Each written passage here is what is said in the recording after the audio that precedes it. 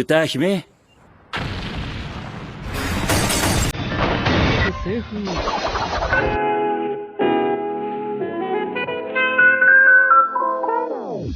Halo para animers yang taunya cuma rebahan sambil nonton menggunakan wifi tetangga. Gimana kabar kalian? Apakah masih aman wifi tetangganya? Nah, di video kali ini Mimin akan menceritakan atau membahas salah satu anime yang udah kalian tungguin bertahun-tahun. Tentunya dari thumbnail dan judul kalian udah pasti tahu anime apa yang akan Mimin bahas, yaitu anime Jujutsu Kaisen season 2 episode pertama.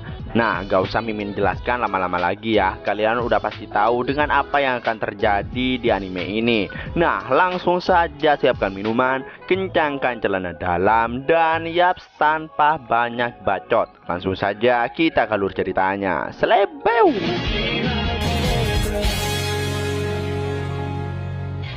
Di awal scene kita ditunjukin salah satu cewek penyihir Jujutsu yang bernama Mei, yang merupakan penyihir tingkat 1, menjelaskan kepada juniornya bahwa awalnya di kediaman keluarga Presdir ada perusahaan pengolah restoran Yakiniku. Tapi bulan Juli tahun lalu restoran Yakiniku berada di ujung kebangkrutan dan menanggung utang dalam jumlah yang sangat besar.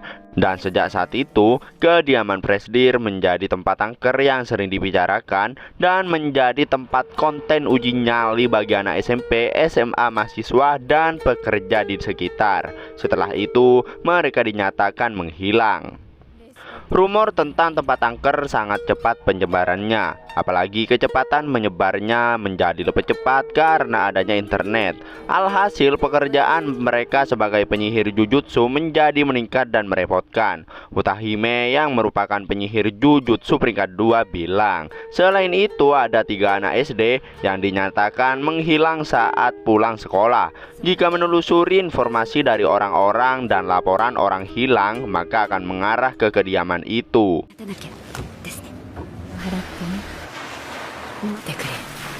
Singkat waktu, mereka akhirnya tiba di gedung yang udah dijelaskan dari tadi. Mei bilang kalau dia tidak merasakan hawa dari kutukan.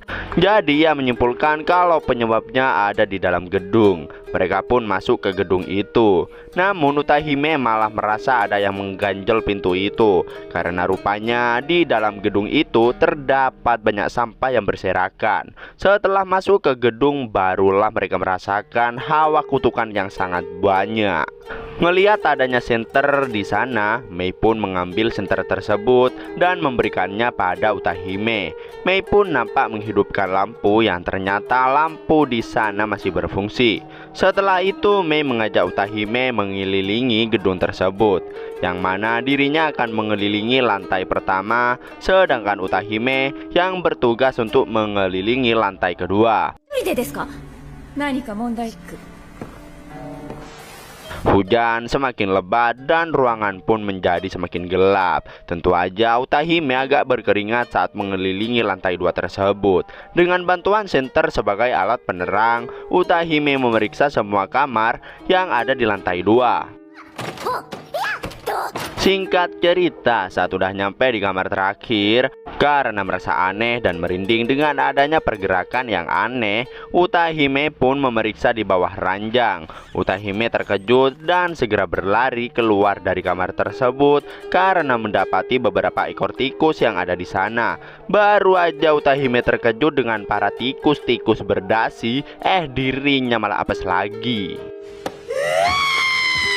Utahime bertanya apakah Mei sudah selesai berkeliling di lantai 1. Namun Mei malah menjawab kalau mereka sekarang berada di lantai 1. Tentu aja Utahime agak bingung karena ia yakin kalau ia tadi berkeliling di lantai 2. Mei lalu menjelaskan kalau dia sudah berkeliling sebanyak 3 kali, dan bahkan ia membuat tanda di dinding. Mei menyimpulkan kalau mereka sepertinya berada di dalam perut kutukan. Mereka lalu menyusuri lorong yang seakan tak ada habisnya. Padahal mereka sudah berjalan kira-kira 30 menitan, yang artinya mereka sudah berjalan sekitar 4 km. Namun anehnya lorong itu tak juga berakhir. Mei bilang kalau mungkin para korban juga terjebak dan terbunuh oleh roh kutukan. Mereka lalu berhenti berjalan. Lalu Mei pun bertanya pada Utahime bagaimana cara mereka agar bisa keluar dari lorong itu.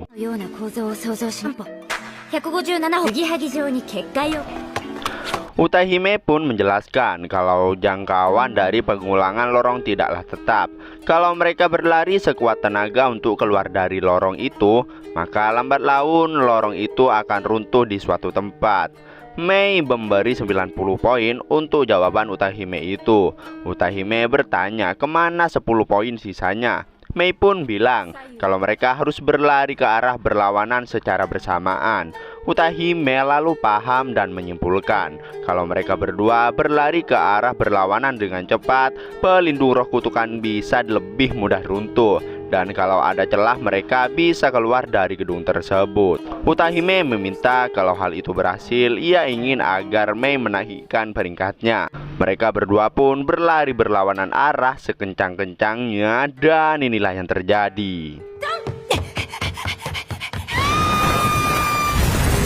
Benar saja, bangunan itu hancur secara perlahan. Kini Utahime tertimpa serpihan bangunan dan secara tiba-tiba sang NPC kita yang OP-nya udah nggak ngotak, yaitu Babang Gojo, datang dan akan menyelamatkan Utahime meski agak telat. Yang mana pada saat ini Gojo masih merupakan penyihir Jujutsu kelas 2 bersama Geto Suguru. Bukannya langsung dibantuin, si Gojo masih aja mengejek Utahime. Tentu aja Utahime kesal terhadapnya dan secara nggak diduga tiba-tiba aja muncul roh kutukan. Rupanya Geto juga datang. Geto menegur Gojo yang menjahili Utahime. Yori juga datang dan bilang kalau ia mencemaskan Utahime karena dia tuh tidak bisa dihubungi selama 2 hari. Utahime berlari memeluk Yori dan bilang kalau jangan sampai Yori jadi seperti Gojo dan Geto. Utahime kemudian baru sadar kalau dirinya dan Mei telah terjebak di gedung itu selama 2 hari. Mei yang menanyakan tabir pada mereka, mereka pun jadi terdiam.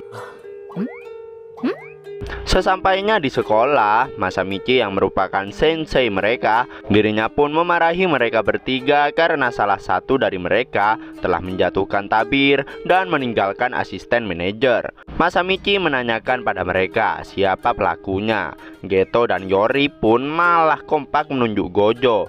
Gojo langsung nak sepah sama si Masamichi. Gojo bilang kalau kita tidak butuh sebuah tabir. Orang biasa tidak bisa melihat roh terkutuk dan jujutsu. Namun Geto membantah perkataan Gojo. Ia bilang sudah jelas tidak boleh karena yang bisa menghentikan munculnya roh kutukan itu adalah ketenangan hati para warga. Karena itulah menjaga kerahasiaan ancaman yang tidak terlihat sangat penting. Gojo kemudian mengeluh dan bilang kalau melindungi orang-orang lemah itu sangat merepotkan. Namun Geto bilang kalau sudah seharusnya masyarakat seperti itu, melindungi yang lemah dan menguasai yang kuat. Sepertinya Gojo dan Geto memang agak berbeda pendapat. Mereka kemudian saling mengolok satu sama lain. Melihat situasi semakin memanas, Yori langsung keluar. Geto yang marah melepaskan roh kutukannya. Sementara itu, Gojo tampak berniat meladeni Geto. Namun sayang sekali, Masamichi tiba-tiba datang. Masamichi bilang kalau dia ingin mengirim mereka berdua untuk menjalankan sebuah misi. Masamichi menjelaskan kalau misi kali ini berasal dari Tuan Tengen, yang mana Tengen telah menemukan wadah plasma bintang yang sempurna dan merupakan sosok gadis. Masamichi meminta Gojo dan Geto untuk menemani cewek itu dan menghapus jejaknya. Masamichi lanjut menjelaskan kalau Tengen memiliki teknik kutukan keabadian, tapi tidak menghentikan proses penuaan. tidak memiliki masalah khusus dengan penuaan, tapi setelah usia tertentu tercapai, teknik terkutuk itu akan mencoba mengubah tubuh evolusi sehingga Tengen tidak lagi menjadi manusia dan akan naik ke tingkat yang lebih tinggi. Gojo yang bodoh amat malah bilang kalau itu bagus. Geto lalu menjelaskan kalau terjadi demikian maka Tuan Tengen akan menjadi orang yang tidak mereka kenal. Pelindung yang melindungi sekolah Jujutsu, pilar dunia Jujutsu, juga teknik pelindung asisten manajer, semua diperkuat oleh Tuan Tengen. Tanpa kekuatan Tuan Tengen, keamanan dan menjalankan misi akan menjadi lebih sulit. Dan bahkan kemungkinan terburuknya, Tuan Tengen akan menjadi musuh umat manusia. Karena itu, setiap 500 tahun sekali, Tengen perlu bergabung dengan wadah plasma bintang yang cocok, lalu menulis ulang informasi genetik dalam tubuhnya. Jika tubuhnya diperbarui, maka teknik kutukan akan mengikuti. Gojo pun kemudian menjadi paham setelah mendengar penjelasan Geto.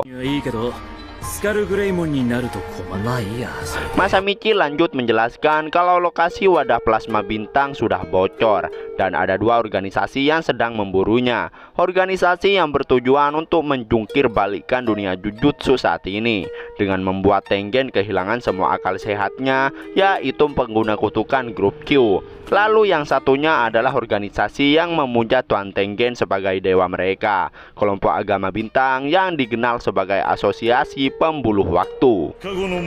Plasma bintang akan bergabung dalam 2 hari saat bulan purnama. Makanya Gojo dan Geto harus mengawal gadis itu dan membawanya ke Tuan Tengen. Jika mereka gagal, akibatnya sangat memengaruhi masyarakat.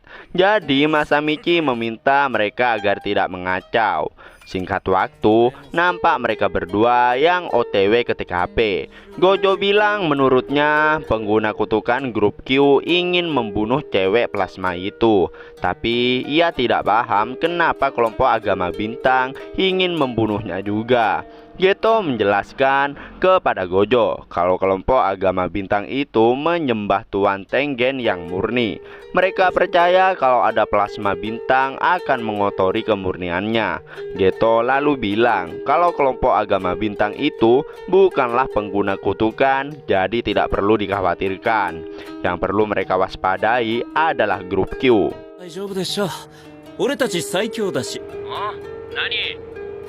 Tak lama setelah itu, nampak Geto yang masuk ke sebuah gedung untuk mencari cewek plasma. Ia berjalan sambil teleponan dengan Gojo. Saat Geto membuka pintu, secara nggak diduga, tiba-tiba terjadi ledakan. Namun Geto berhasil selamat dari ledakan tersebut. Tapi di gedung sebelah ia melihat si cewek plasma terjatuh. Geto segera melompat dari gedung dan menyelamatkan gadis itu. Ternyata cewek plasma terjatuh karena ulah dari Kokun yang merupakan anggota grup Q. Kokun meminta Geto untuk menyerahkan gadis itu, tapi Geto pura-pura tidak mendengarnya. Sementara itu, Gojo disapa oleh anggota grup Q yang bernama Bayer. Bayer bilang dirinya mendengar dari banyak orang kalau Gojo itu sangat kuat. Dirinya ingin memastikan rumornya benar atau tidak.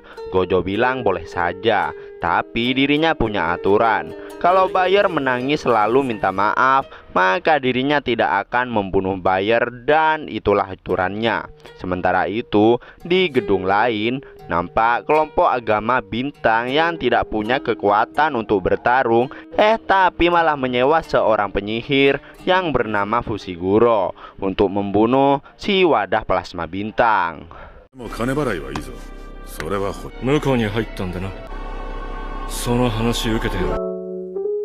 Dan ya, itulah akhir dari anime Jujutsu Kaisen season 2 episode pertama. Wedeh, kayaknya di season kali ini ceritanya makin menarik aja nih. Emang ya anime satu ini udah nggak ngotak mulai dari season 1. Alurnya yang nggak ngebosenin, grafik yang juga bagus, pas banget dah buat para wibu yang taunya cuma rebahan terus. Jadi penasaran dengan apa yang akan terjadi di episode berikutnya. Makanya pantengin terus channel Movie Senpai. selesai. Jangan lupa like dan subscribe-nya. Terima kasih buat yang udah nonton sampai akhir. Sampai jumpa di video berikutnya. Slebeu!